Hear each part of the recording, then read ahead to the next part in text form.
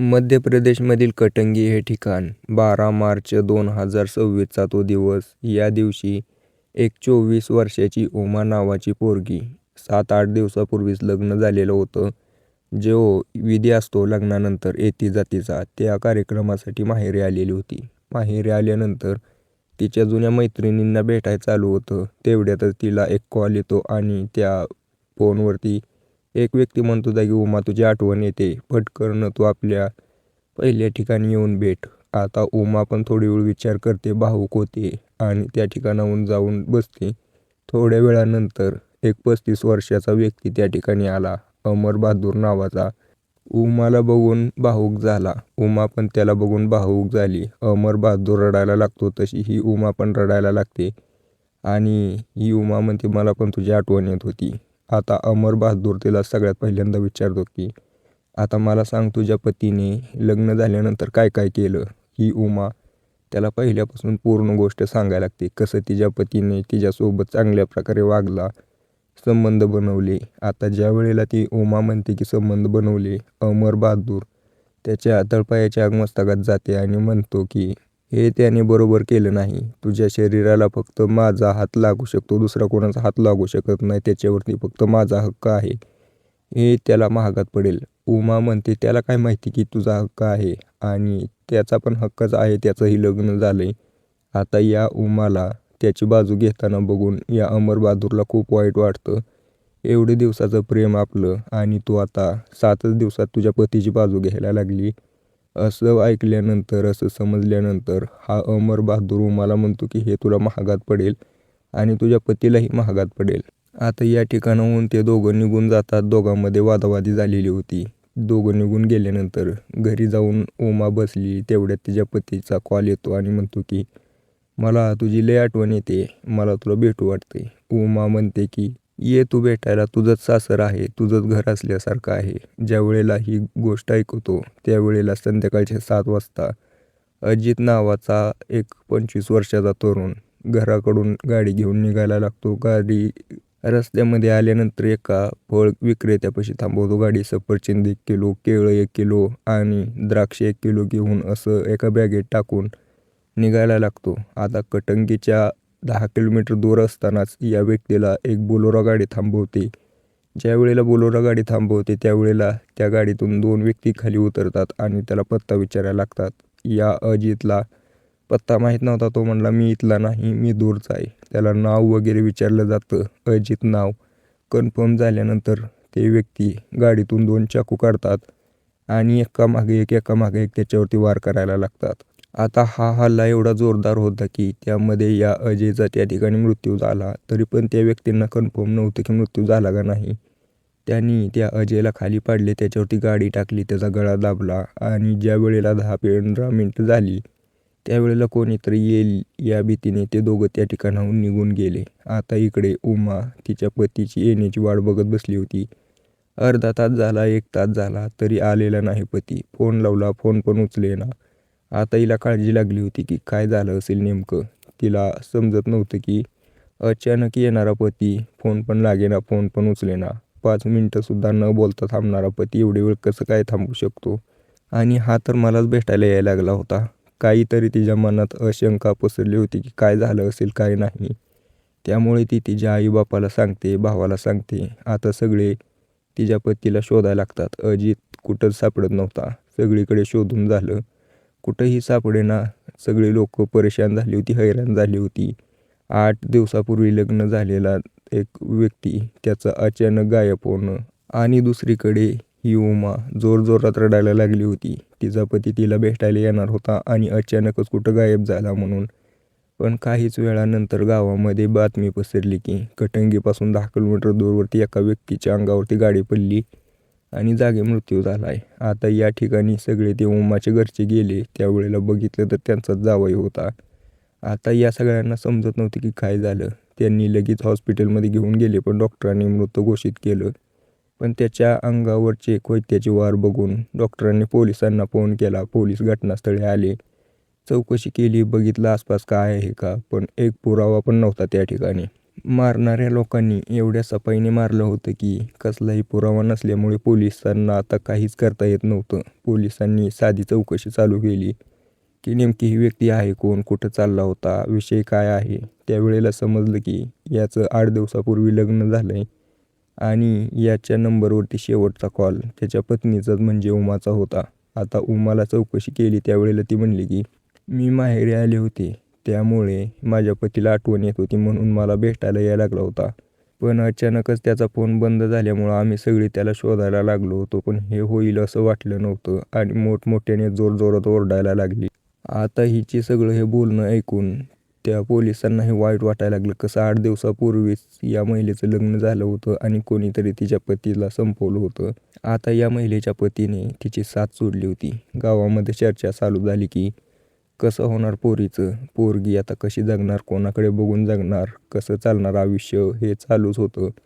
पण पोलिसांना या उमाचं रडणं काही पटत नव्हतं. कारण एवढं रडणं, ते पण 7 दिवसापूर्वी लग्न झालेल्या व्यक्तीसाठी. आणि विषय असा होता की प्रेमविवाह पण नव्हता. म्हणजे कसं पहिल्यापासून जीव लागलेला आहे एवढं रडेल. 7 दिवसापूर्वी लग्न झाले, 10 दिवसापूर्वी ओळख झाली होती. पटकन लग्न झालं होतं, जसं पोरगी बघायला आली तसं. 10-15 दिवस ओळख झालेल्या व्यक्तीसाठी एवढं रडणं पोलिसांना काय पटत नव्हतं. ठीक आहे, रडली, थोडी रडती, पोलीस म्हणले पती आहे म्हणल्यावर रडली पाहिजे. पण पोलिसांना थोडी शंका आल्यामुळे पोलिसांनी आता या उमाचा मोबाईल नंबर चेक केला. या उमाच्या नंबरवरून शेवटचा कॉल अमरजितला होता. आता या अमरजितला कॉल होता, त्याच्या अगोदर तिच्या पतीला होता, त्याच्या अगोदर अमरजितला एकापाठोपाठ एकामेकाला कॉल लावलेले होते. पोलिसांना हा पॅटर्न थोडा वेगळा वाटला. पोलिसांनी त्याचा मोबाईल घेऊन पोलीस स्टेशनमध्ये बोलवलं तिला. पोलीस स्टेशनमध्ये आल्यानंतर महिला कॉन्स्टेबलनी चौकशी केली. बघितलं, व्हॉट्सअप चेक केलं, पण व्हॉट्सअपमध्ये काही मेसेज नव्हते, सगळे डिलीट केलेले होते. पोलीस शेवटी त्यांनी व्हॉट्सअप मेसेज रिकवर केले. उमाच्या नंबरवरून अमरजितला मेसेज गेलेले होते की झालं का काम, किती वेळ लागेल. ज्या वेळेला पोलिसांनी हे मेसेज वाचले त्यावेळेला लगेच लेडीज कॉन्स्टेबलनी या उमाला उचललं आणि जेलमध्ये टाकलं आणि तिच्यासोबत बसून सखोल चौकशी केली. त्यावेळेला उमाने जे सांगितलं तेच तुम्हाला सांगतो मित्रांनो. व्हिडिओ आवडत असतील तर आपल्या चॅनलला सबस्क्राईब नक्की करा. तर विषय असा झाला होता मित्रांनो, ही जी उमा आहे आणि अमरजित आहे, ज्या वेळेला लग्न झाल्यानंतर भेटायला आले होते त्यावेळेला अमरजित म्हणला होता की माझं तुझ्यावरती प्रेम आहे, तुझ्याशिवाय राहू शकत नाही. उमा म्हणली होती सगळं ठीक आहे, पण माझं लग्न झालं आहे, मी नाही, आता माझा पती लय चांगला आहे, मला खुश करतो, शरीराने बी आणि पैशाने बी आणि स्वभावाने पण चांगला आहे, तर मला विसरून जा. हे सगळं ऐकल्यानंतर अमरजित तिला म्हणतो की ठीक आहे, जातो विसरून. हा व्हिडिओ बघ. मोबाईल काढला, व्हिडिओ दाखवला, या दोघांचे संबंध बनवतानाचे व्हिडिओ. अमरजित म्हणला जातो, लगेच तुझ्या पतीला पाठवून देतो पाठीमागून. माझा पती जोपर्यंत आहे तोपर्यंत मी तुझी होऊ शकत नाही. आता ही कसे तरी सारवासारवीचा प्रयत्न करत होती, पण अमरजित म्हणला ठीक आहे, तुझ्या पतीचाच काटा काढतो. तू काय कर, एक चांगला चान्स बघ आणि तुझ्या पतीला संपवण्याचं टायमिंग सांग मला, मी संपवतो. आता हिच्या हातात काहीच नव्हतं.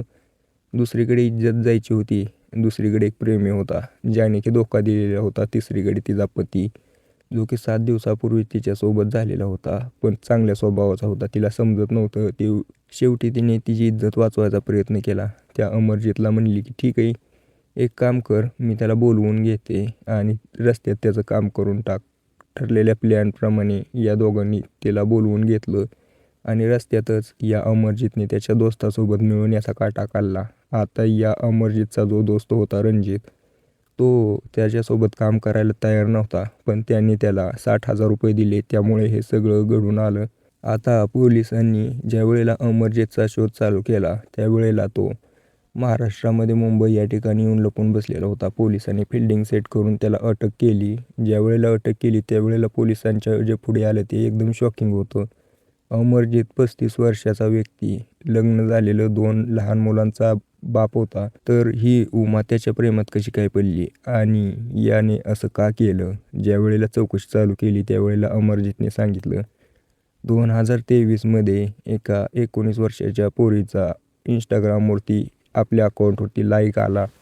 त्यावेळेला मी पण माघारी रिप्लाय केला. ही जी उमा होती, ज्यावेळेला तिच्या हातात मोबाईल आला होता 12वी झाल्यानंतर तिच्या वडिलांनी घेऊन दिला होता. नवीन इंस्टाग्राम व्हायरल झालं होतं. इंस्टाग्राम वापरणे.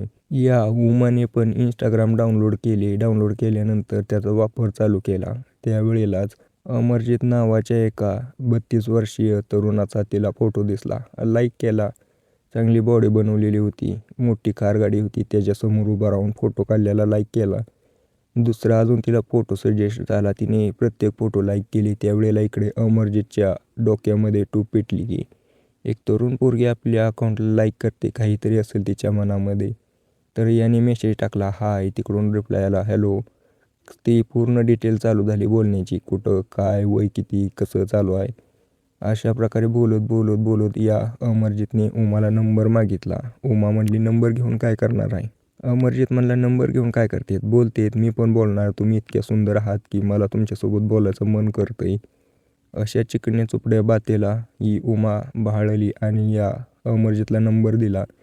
पुढे चालून या दोघांमध्ये प्रेम झालं. प्रेमाचं रूपांतर संबंधामध्ये इकडं तिकडं फिरणं चालू झालं. पण काहीच दिवसात या उमाला शॉक बसला.